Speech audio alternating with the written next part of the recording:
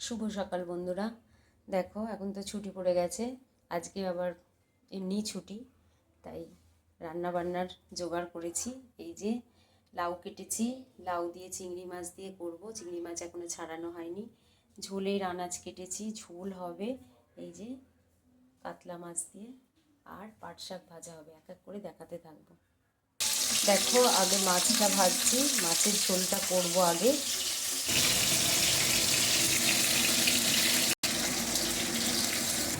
মাছ ভাজা কমপ্লিট, এই যে ঝোলটা এবার চাপাবো। ঝোলের সবজিগুলো দেখো ভাজা করছি।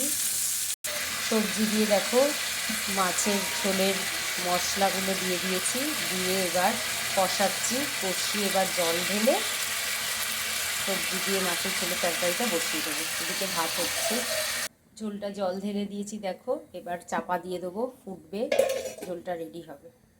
দেখো ঝোলটা প্রায় হয়েই গেছে, খুলছি। সব সেদ্ধ হয়ে গেছে সবজি। এবার আমি মাছগুলো দিয়ে দেবো, দিয়ে একটু ফুটিয়ে নেব, তাহলে হচ্ছে ঝোলের স্বাদটা মাছের সঙ্গে আসবে।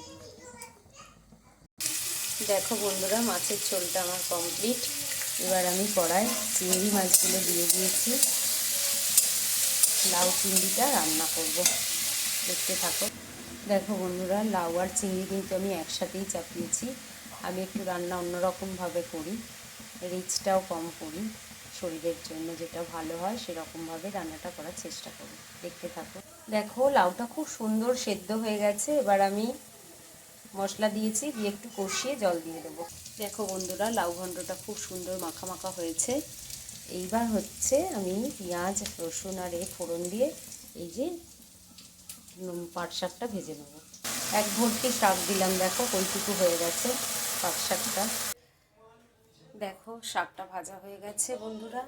এখানে লাউ চিংড়ি রেডি, আর এই যে মাছের সবজি দিয়ে ঝোল, আর ডিম দিয়ে আম দিয়ে তেঁতুল দিয়ে একটু টক করেছিলাম।